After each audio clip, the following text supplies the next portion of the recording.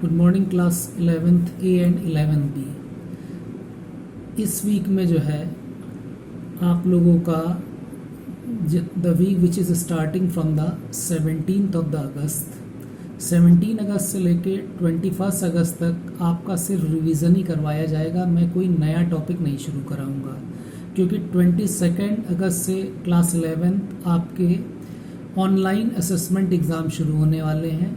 तो इसलिए इस वीक में मंडे से लेकर फ्राइडे तक हम लोग रिवीजन ही करेंगे।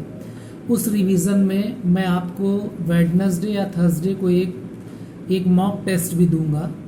उस टेस्ट में 25 क्वेश्चंस होंगे, वो प्रैक्टिस टेस्ट होगा जिसको आपको सॉल्व करना है और नेक्स्ट डे मैं उसके आंसर सेंड करूंगा, तो आप लोग चेक कर सकते हैं कि कितने क्वेश्चन आपने सही किए हैं। तो यूनिट टेस्ट में आप लोगों के 3 चैप्टर आ रहे हैं, set and function, set first chapter, second relation and function and third is a trigonometry. ये 3 आपको चैप्टर तैयार करने हैं। स्टूडेंट, थोड़ा सा आप लोगों का कुछ बच्चों का जो डाउट सिलेबस में है उसके रिगार्डिंग मैं ये बताना चाहता हूँ कि जो चैप्टर फर्स्ट है आपका सेट में जो आपका सिलेबस है उसमें set and their representation, empty set, finite, infinite set, equal set, subset, subsets of a set of real numbers specially interval, power set, universal set, Venn diagram, union and intersection. कुछ student को ये doubt है कि complement of the set या difference of the set syllabus में है कि नहीं है। Student, difference of the set और कॉम्प्लीमेंट ऑफ द सेट ये एक वेन डायग्राम का ही पार्ट है जिसको आप निगलेक्ट नहीं कर सकते। स्टूडेंट, सेट थ्योरी पूरी कंप्लीट आपको पढ़ना इसलिए भी ज़रूरी है क्योंकि आपका अभी टॉपिक आएगा प्रोबेबिलिटी। क्लास 11 में तो आपको प्रॉब्लम नहीं आएगी, लेकिन क्लास 12th में जो प्रोबेबिलिटी की थ्योरी है वो पूरी सेट थ्योरी से ही डेवलप करी गई है। और जब प्रोबेबिलिटी आप पढ़ेंगे तो उसमें difference of the event, complement of the event, इस टाइप के टर्म्स या इस टाइप के फार्मूले सारे यूज होंगे जो क्लास 11 की सेट थ्योरी में ही पढ़ाए जाते हैं और इसके बाद नहीं पढ़ाए जाते हैं।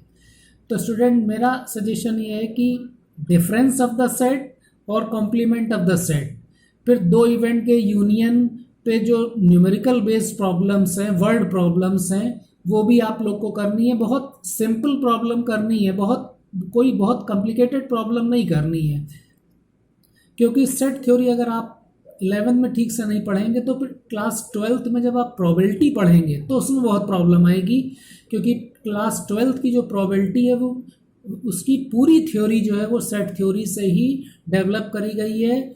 और बोर्ड के एग्ज़ाम में जो है वो 10% क्वेश्चन जो है वो सिर्फ प्रोबेबिलिटी से ही आते हैं। आप लोगों का क्लास 12th का जो बोर्ड का एग्ज़ाम होगा वो 80 मार्क्स का होगा और 80 मार्क्स में 8 मार्क्स के जो क्वेश्चन है वो सिर्फ प्रोबेबिलिटी से ही आएंगे। और प्रोबेबिलिटी बहुत इंपॉर्टेंट टॉपिक्स है, चाहे आप एनडीए का एग्ज़ाम दें या प्री इंजीनियरिंग का कोई भी एग्ज़ाम दें, इवन आप और भी अगर एंट्रेंस एग्ज़ाम कोई दे रहे हैं जैसे क्लैट वगैरह, तो इनकी एग्ज़ाम में भी प्रोबेबिलिटी के क्वेश्चन ज़रूर पूछे जाते हैं। प्रोबेबिलिटी एक ऐसा टॉपिक है जो लगभग हर कंपटीशन में पूछा जाता है और प्रोबेबिलिटी की थ्योरी आप तभी कायदे से समझ सकते हैं जब आपको सेट थ्योरी पूरी आती हो। तो student, difference of the set, complement of the set, ये भी आपको पढ़ना है क्योंकि वेन डायग्राम आपके सिलेबस में है और वेन डायग्राम में जो है वो डिमॉर्गन्स थ्योरम है। तो डिमॉर्गन्स थ्योरम आप तभी पढ़ सकते हैं जब आपने डिफरेंस और कॉम्प्लीमेंट पढ़ रखा है। तो एनसीईआरटी में जितनी भी थ्योरी है वो पढ़नी है, उसके बहुत टफ क्वेश्चन जो है वो एग्ज़ाम में नहीं आएंगे। आप लोग का जो ऑनलाइन असेसमेंट होगा उसमें 25 MCQ क्वेश्चंस होंगे और हर क्वेश्चन में एक ही ऑप्शन सही होगा। और मैं आप लोगों की प्रैक्टिस के लिए जो है एक क्वेश्चन पेपर आप लोग को 1 या 2 दिन में सेंड करूँगा। फ़िलहाल आप लोग अभी ये जो 3 चैप्टर हैं आपके सेट, रिलेशन, फंक्शन और ट्रिग्नोमेट्री, इस वीक में इसका ही आप लोग को रिवीजन करना है।